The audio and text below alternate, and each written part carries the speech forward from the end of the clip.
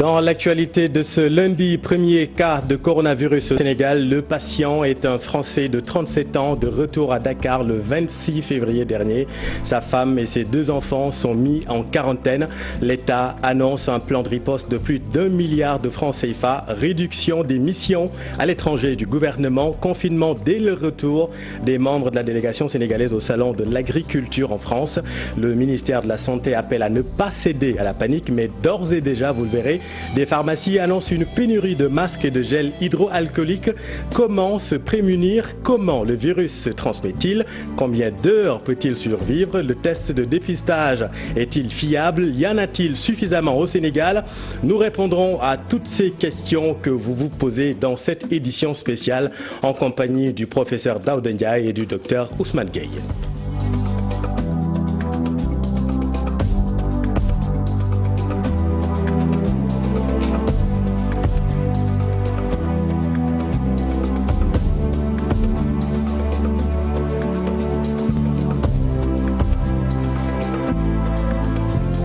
Mais d'abord, la personne contaminée est un Français qui vit au Sénégal depuis 2 ans. Son état clinique est stable ce soir selon les autorités. Après des vacances de 2 semaines à Nîmes dans le sud de la France, ce père de 2 enfants est revenu à Dakar le 26 février dernier. Il est confirmé positif au Covid-19 ce soir. Voici le ministre de la Santé, Abdoulaye Diouf Sarr. Dans le cadre de la transparence, mais aussi dans le cadre de la bonne information aux populations et surtout pour une meilleure maîtrise de l'information par le système de santé. Le vendredi 28 février 2020, la cellule d'alerte du ministère de la Santé et de l'Action sociale a été contactée par une structure médicale privée de la place au sujet d'un patient de nationalité française reçu en consultation et présentant une fièvre de 39 degrés, un mal de gorge et des maux de tête. Sur la base de ce tableau clinique, répondant à la définition de cas, une équipe s'est immédiatement rendue sur les lieux pour pousser les investigations et effectuer les prélèvements. Il s'agit, je l'ai dit tantôt, d'un patient de nationalité française, marié et père de 2 enfants, qui vit au Sénégal avec sa famille depuis plus de 2 ans. L'Organisation mondiale de la santé a été informée conformément au règlement sanitaire international. Le ministère de la Santé et de l'Action sociale appelle l'ensemble de la population à la sérénité et au respect strict des mesures de prévention recommandées. Je sais que nous pouvons parfaitement faire confiance à notre système de santé pour la maîtrise de toute la situation. Et un peu plus tôt dans la matinée, un conseil présidentiel sur le Covid-19 a eu lieu au palais présidentiel. Pour un plan de riposte optimum, le gouvernement va mobiliser un budget de plus d'1 milliard de francs CFA. Autre mesure annoncée par le gouvernement, par le président de la République, la réduction des missions à l'étranger, principalement dans les zones les plus touchées. Alassane Ba, Modou Diop. Le moment est crucial. Le Sénégal prend les devants.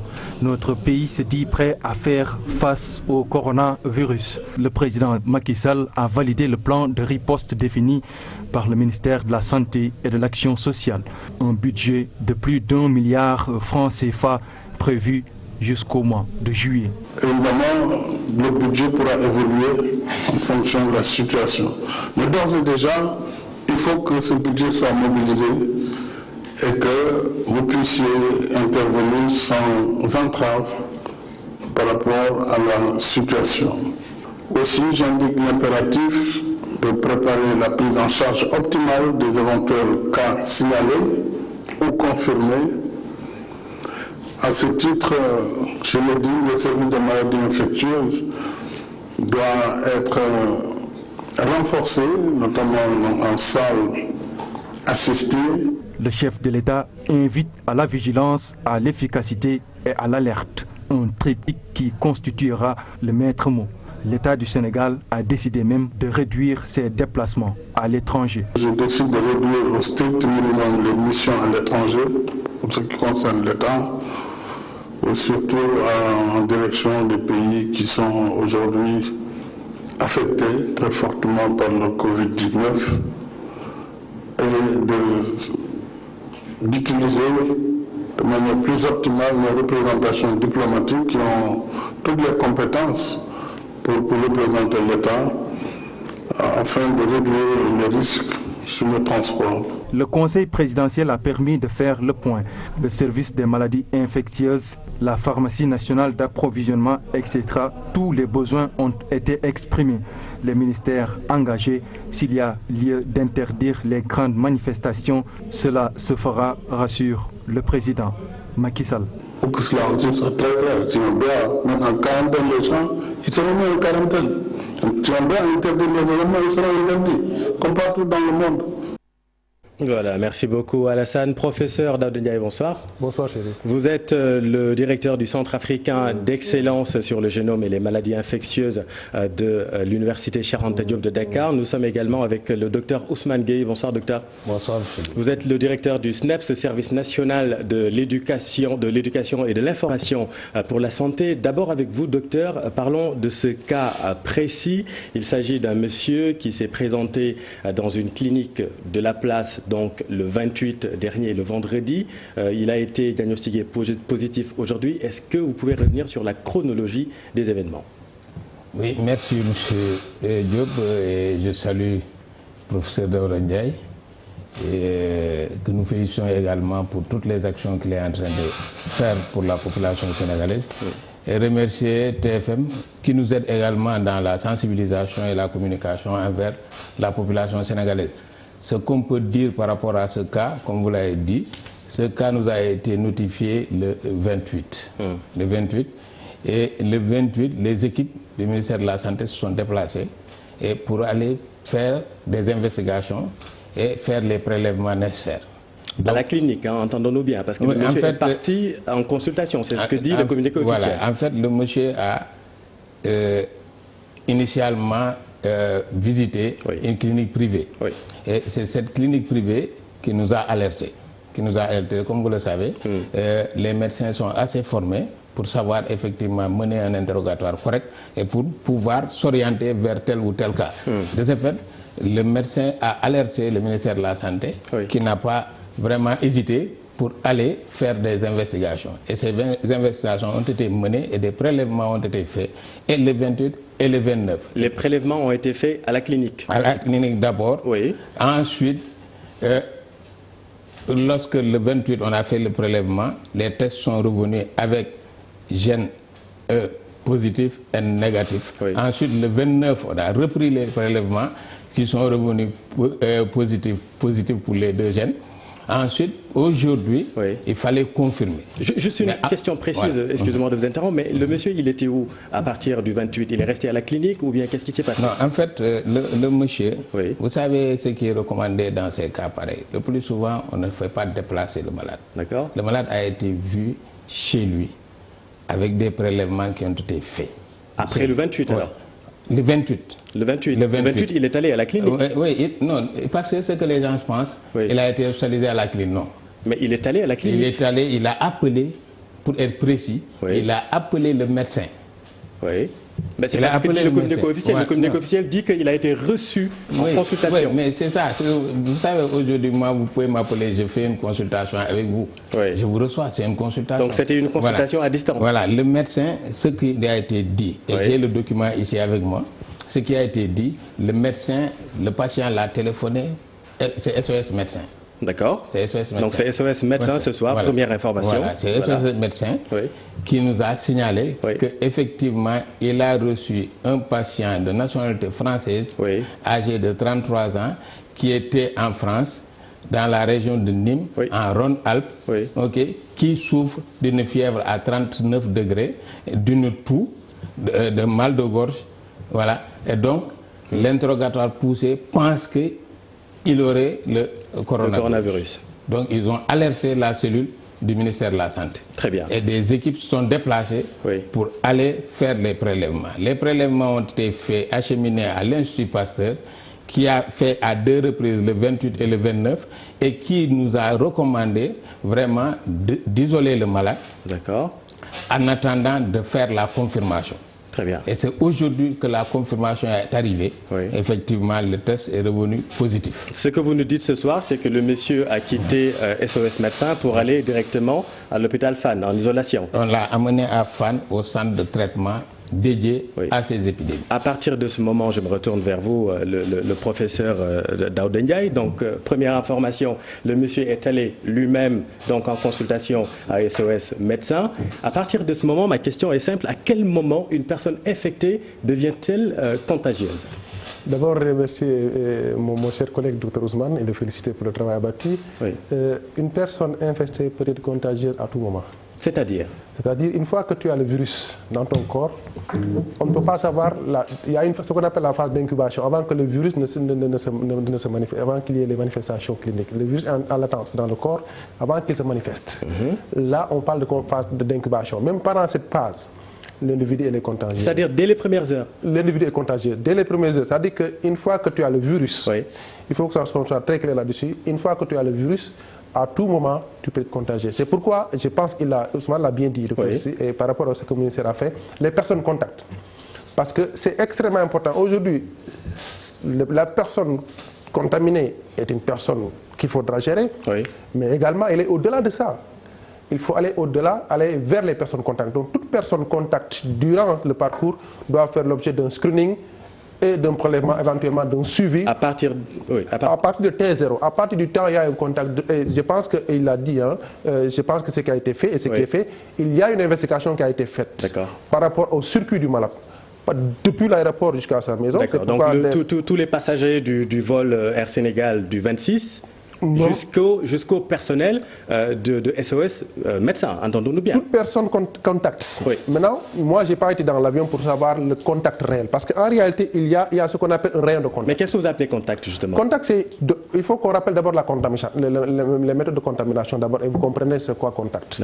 La personne est contaminée lorsqu'elle est en contact avec une personne infestée, qui émettent des gouttelettes à travers la bouche, la salive, en tout cas les éternuements et la toux, directement ou indirectement à partir des objets contaminés, souillés par cette personne contaminée. Donc toute personne qui a été en contact avec cette personne dans un rayon de 2 mètres est une personne qu'on peut penser comme contact, même si tout l'avion. Maintenant, on ne peut pas aller jusqu'à ça pour dire, mais personnellement, je sais que s'il y a possibilité de faire ce screening de tout le monde, il faut le faire.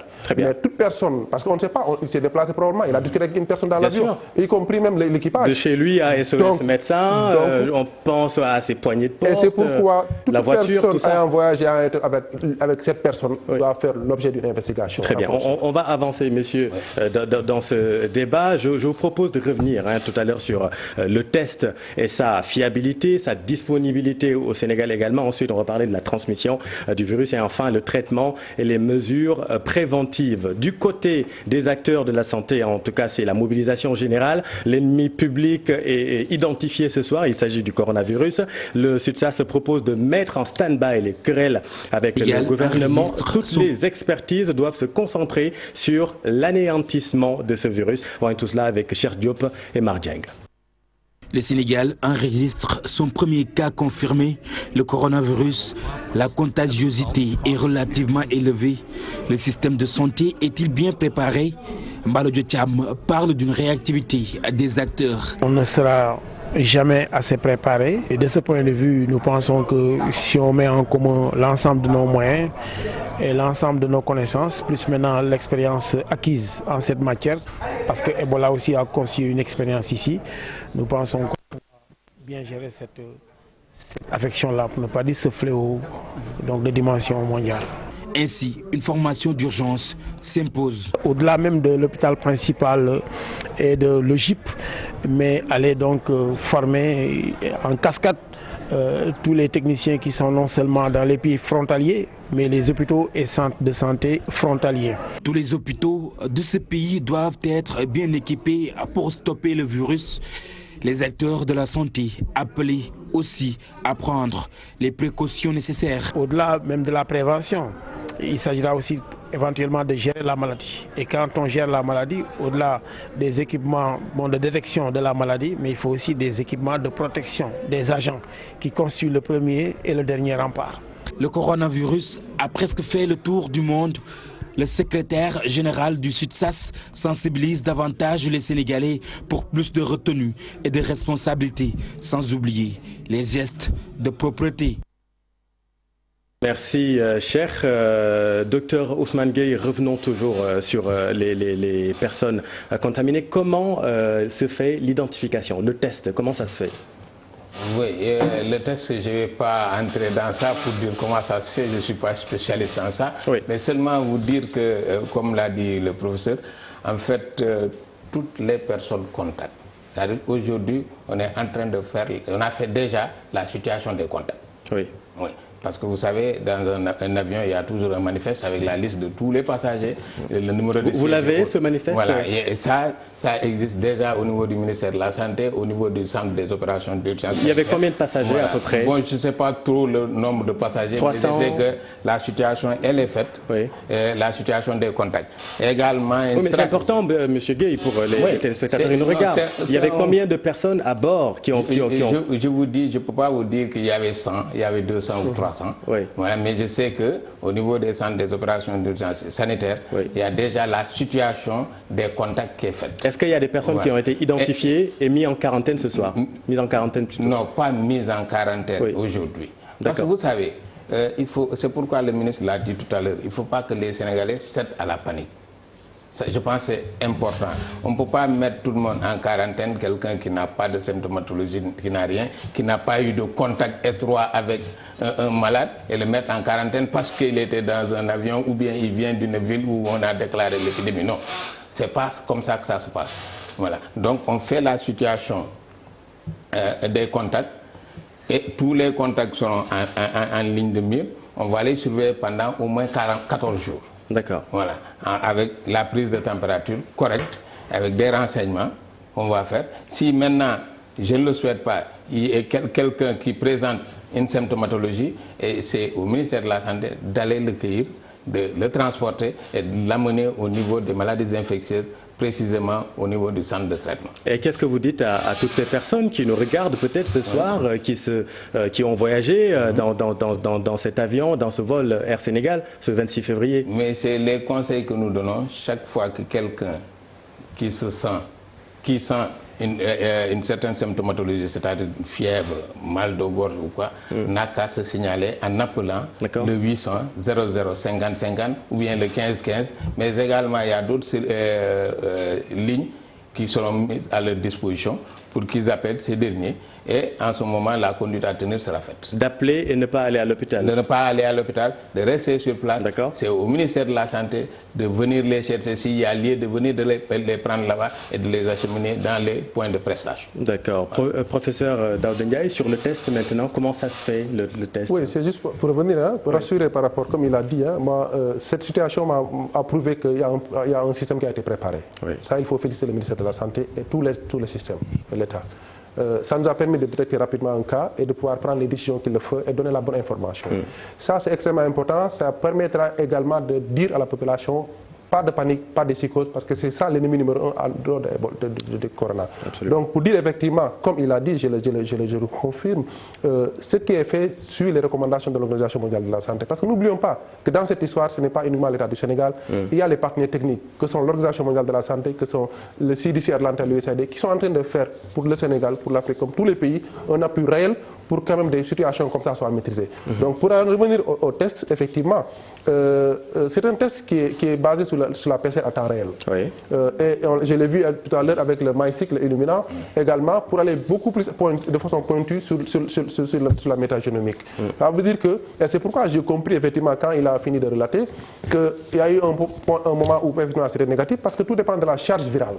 Quand la charge virale n'est pas importante, et ce que j'ai compris par rapport à ce cas, je n'ai pas eu l'information sur la charge. Et combien de tests ont été faits justement? Il a dit, hein, si je me rapporte.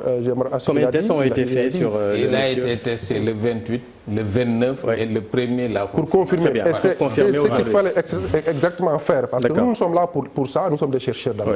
Donc ce qui a été fait et ça a été confirmé sur la base de plusieurs échantillons qui ont été réalisés, sur la base des résultats de PCR à temps réel et éventuellement des génomiques.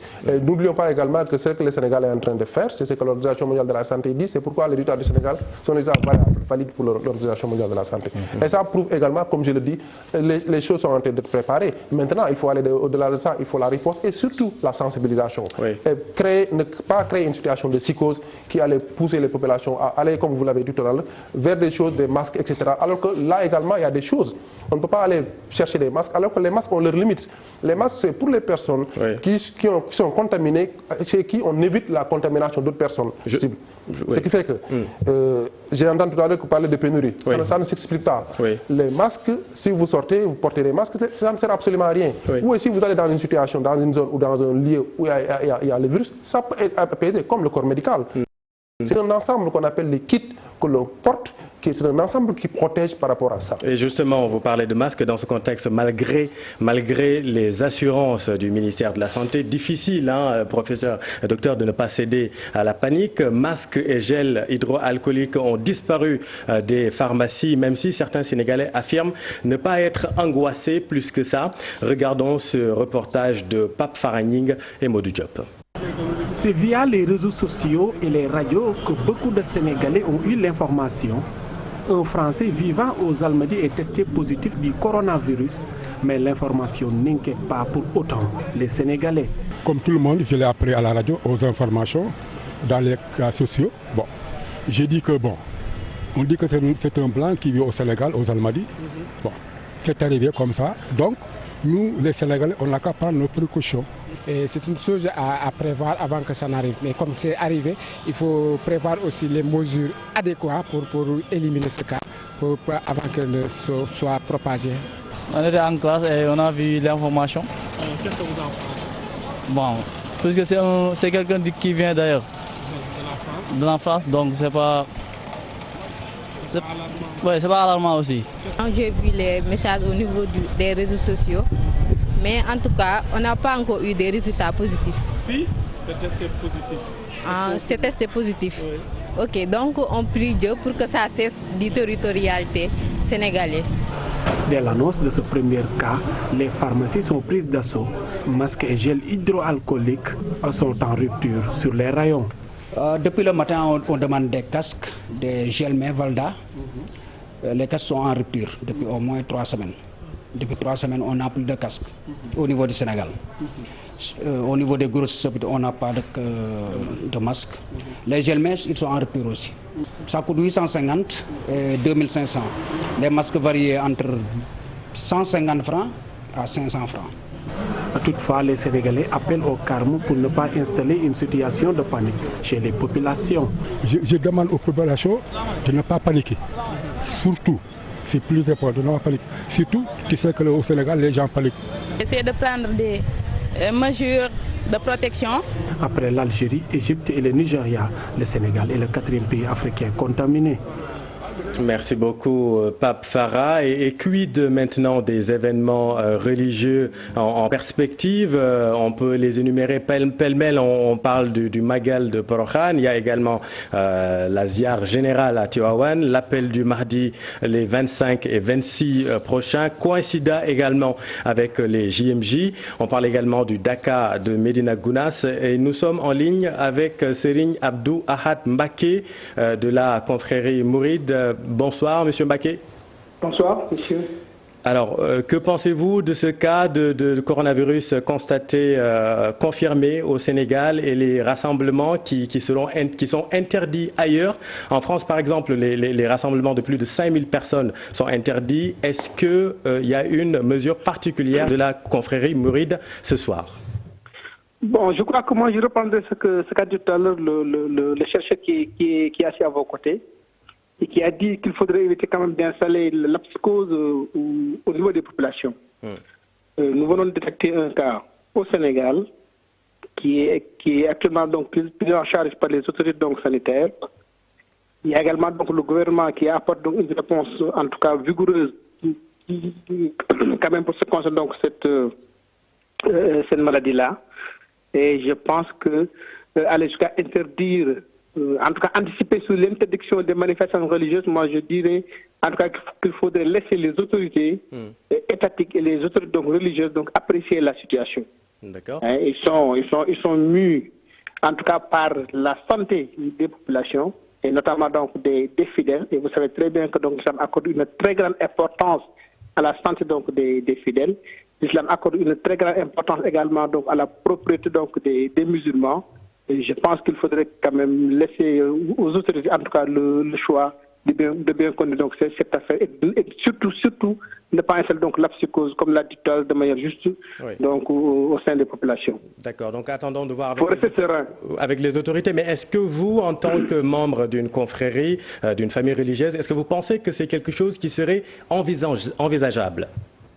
Bon, vous savez, dans nos confréries, nous, la seule personne habilitée à prendre des décisions, c'est la religion générale. Donc on est tous à son écoute. Vous voyez un peu ce que je veux dire. Oui. Et vous parlez donc de la France. Mais on suit les manifestations qu'il y a là-bas. Moi, je sais que pas plus tard qu'hier, donc il y a eu des matchs de football qui ont regroupé peut-être près de 40 000 personnes. Donc c'est pas partout qu'on a interdit les rassemblements de plus de 5 000 personnes. Oui. Donc ça aussi, il faudrait le souligner. Oui. Mais je pense que c'est ce que le président a dit ce matin qui est important. Il faut rester serein, garder son calme, donc laisser ce qu'on appelle donc les sachants conduire la situation. Et à tout moment maintenant, donc les décisions qui seront prises maintenant, les autres donc vont apprécier. Et je pense que nous, en tant que fidèles, on suivra donc ce que dira la religion des Mourides. Très bien. Merci beaucoup, Serigne Abdou Ahad Mbacké. Justement, ça tombe bien, parmi ces sachants, nous avons la chance d'avoir ce soir en plateau le docteur Ousmane Gueye et le professeur Daouda Ndiaye. Je reviens sur le test. Il existerait, je parle sous votre contrôle, deux méthodes. D'abord, le prélèvement de cellules dans la partie haute du nez à l'aide d'un écouvillon, une porte de coton-tige, et puis la deuxième, c'est directement dans les bronches, et c'est dans ces liquides qu'on détecterait ou pas le virus. Est-ce que c'est ça? Oui, c'est ça, hein, c'est probablement ce qui est fait, mais probablement, je suis sûr qu'également, on peut aller au-delà de ça, hein, mais c'est effectivement ce qui est fait. Oui. Et pour dire également, comme je l'ai dit, nous avons les dispositions aujourd'hui pour le faire. J'insiste, c'est pourquoi on parle de PCR à temps réel. C'est la méthode utilisée d'habitude pour gérer ce genre de cas en matière de diagnostic. Et le Sénégal, avec Pasteur aujourd'hui, est en dispositif pour ça. Mais nous chercheurs, comme je l'ai dit, nous ne rendons pas. Pasteur également, comme nous d'autres, nous faisons ce qu'on appelle la génomique pour aller plus loin, pour aller vraiment mieux avoir l'information réelle. Ça prend parfois quelques heures, quelques jours, mais nous arrivons toujours à avoir la bonne information. Et ça, ce qu'il faut comprendre par là, c'est que le système sénégalais en matière de prise en charge est réellement en place par rapport à ça. Et il faut s'en féliciter. Ce n'est pas tous les pays africains qui l'ont. Et c'est pourquoi j'ai beaucoup salué l'intervention du chef de l'État. Parce que dans ces histoires-là, il faut qu'on sente l'État dans son... Même si le président a dit que le budget va être mobilisé. Donc ce n'est pas un budget qui est là, oui, hein, docteur Ousmane Gueye. Je vais rebondir sur ce point parce que c'est important. On comprend que le Sénégal n'est pas seul dans ces combats-là. Je l'ai dit dans le Wolof, je pense, il y a toujours les partenaires techniques qui appuient le Sénégal. Il y a l'OMS. Sur le plan stratégique. Le Sénégal ne peut pas faire face tout seul, c'est clair. Mais il y a dans tous les pays, le Sénégal peut faire face. Hein, parce qu'aujourd'hui, pour moi, le système sénégalais, c'est le ministère de la Santé et ses démembrements. Et les partenaires techniques sont là pour appuyer le ministère de la Santé. Le CDC Atlanta sont des partenaires comme le gouvernement américain qui ont aidé et qui ont nous accompagner. Ce n'est pas uniquement le Sénégal, ce n'est pas l'Afrique, c'est le monde. Donc aujourd'hui, je suis persuadé d'une chose, que les gens soient rassurés, que le système en place pour vraiment anéantir. Maintenant, c'est un problème qui incombe tout le monde. C'est aujourd'hui qu'on a besoin de la solidarité nationale, que tous les Sénégalais s'unissent autour de l'essentiel. Nous avons une seule ennemie aujourd'hui, c'est le coronavirus. La raison pour laquelle nous donnons ce soir la parole à ces familles religieuses également, parce qu'il s'agit après tout d'une question de santé publique. Qu'est-ce que vous pouvez dire à ce propos précis? Oui, en fait, je crois que c'est important. La sensibilisation doit continuer. Et les Sénégalais ne doivent pas céder à la panique, comme l'a dit M. le ministre de la Santé et de l'Action sociale. Et vous me permettrez effectivement de parler un peu de ce budget. Comme vous l'avez dit, c'est un budget qui est là pour 3 mois, 4 mois maximum. Et je pense jusqu'au mois de juillet. Oui, je crois que M. le Président de la République l'a dit, c'est un budget qui est dynamique.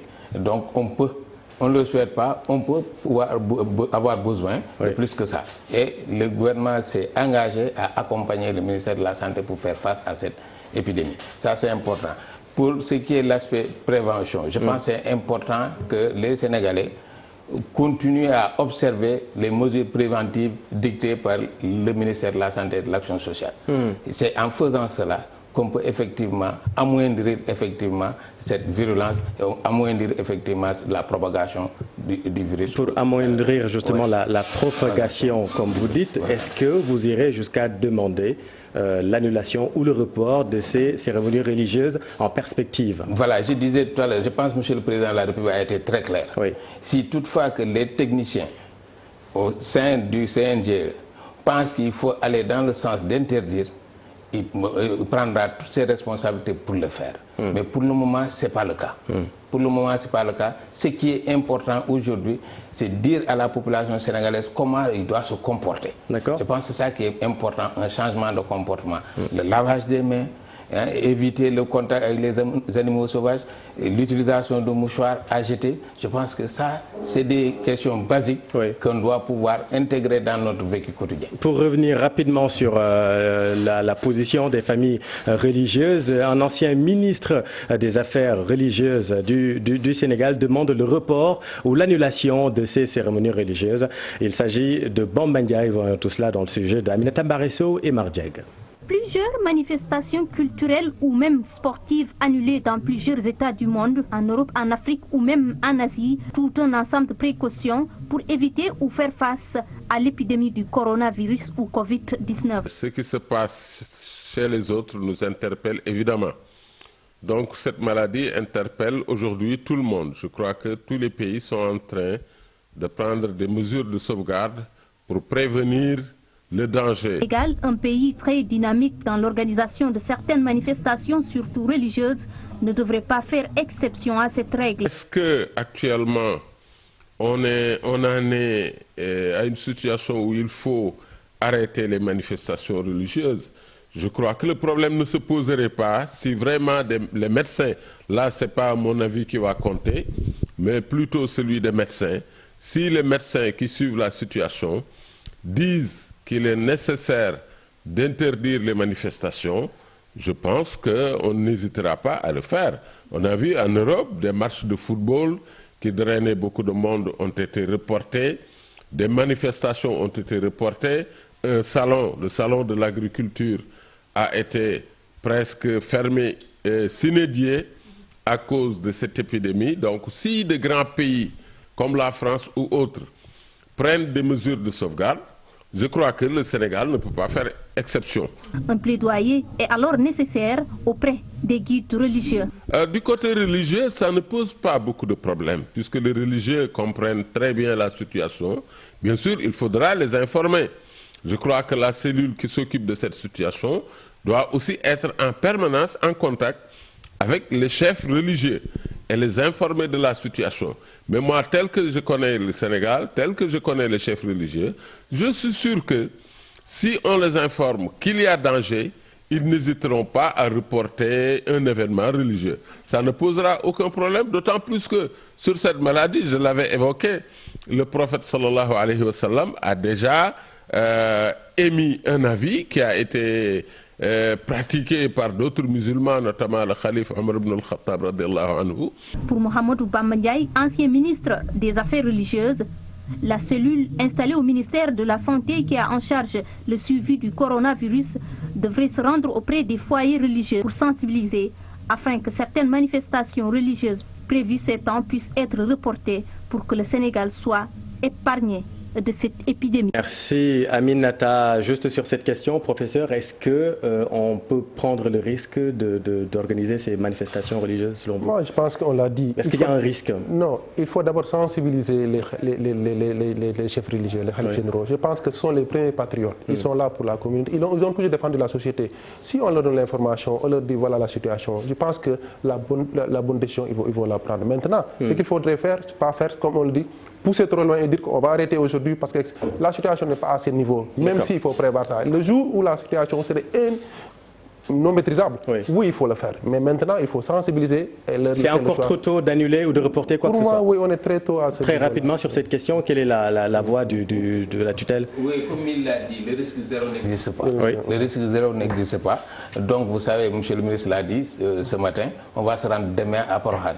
Nous allons visiter les chefs religieux, discuter avec eux, sensibiliser. Je pense qu'avec ça, vraiment, on saura quoi s'en tenir. Je pense que ça, c'est important. Surtout, discuter avec tout le monde. Les autorités saoudiennes ont fermé. Oui, mais ils ne sont pas levés un bon matin pour fermer. Je pense que c'est ce que nous voulons faire. Discuter avec tout le monde, sensibiliser et voir maintenant quelle est la position la plus adéquate à adopter. Très rapidement, rappelons que la transmission se fait par voie aérienne, par la gouttelette de salive émise ou en toussant ou en éternuant. Très rapidement, question précise, lorsqu'une personne est testée positive à ce coronavirus, de quoi souffre-t-elle exactement et avec quel médicament le soigne-t-on? Oui, d'abord, il n'y a pas de médicament étiologique, il y a un médicament symptomatique. Par rapport aux symptômes, notamment la toux, la fièvre, le problème respiratoire, jusqu'à aller en système de détresse respiratoire. C'est ce qui en réalité peut être fatal pour l'individu. Mais pour le moment, le traitement c'est sur la base des symptômes. Et faire en sorte que le malade puisse récupérer rapidement. On ne connaît pas la durée, tout dépend de la réactivité de la personne. Ça peut prendre des jours, ça peut prendre des semaines. Mais ce qui est clair en général, les personnes qui ont un système immunitaire beaucoup plus développé, notamment les jeunes et certaines personnes, sont beaucoup plus protégées par rapport à ça. Maintenant, une fois que la maladie est là, il faut surveiller. Et jusqu'à la guérison, et la guérison d'ailleurs c'est la guérison clinique mais également virologique. Qu'est-ce qui certifie justement la guérison? Au-delà des symptômes qui disparaissent, mais il faut également qu'on fasse des tests au niveau des tests, notamment le test qu'on fait avec la PCR à temps réel, jusqu'à vérifier la négativité de du test, excusez-moi, jusqu'à ce qu'on ait la négativité réelle du test. Et à ce moment-là, on pourra voir est-ce que pour une fenêtre de 24 heures, on a le même résultat négatif. Et les médicaments, c'est des antiviraux ou Oui, ce sont des... Comme je le dis, même quand vous dites antiviraux, c'est comme si par rapport au corona.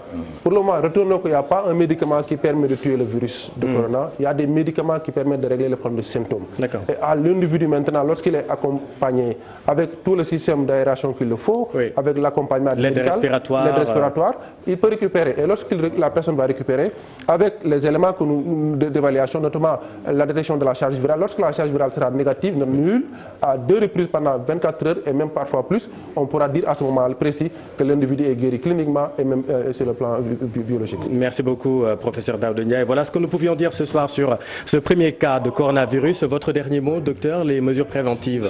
C'est ça, appeler la sérénité, le calme des Sénégalais et leur demander effectivement de continuer à observer ces mesures d'hygiène, le lavage des mains, cuire bien les aliments, et surtout éviter le contact étroit avec les animaux sauvages, mais surtout chaque fois qu'il y a vraiment une suspicion, d'alerter et d'appeler les numéros utiles. Je pense que ça c'est important et également visiter le site du ministère de la Santé, qui est aujourd'hui un site très dynamique où il y a vraiment la bonne information. Je pense que c'est ça qui est important. Très bien. Voilà. Merci beaucoup, docteur Ousmane Gueye et le professeur Daouda Ndiaye. C'est la fin de cette édition. Merci de l'avoir suivi. L'info continue dans Soir d'info. Aram Touré, c'est à vous. Lavez-vous les mains, lavez-vous toujours les mains pour ne pas choper le virus. J'espère que vous n'avez pas donné la main à M. Moustapha Cissé Lo.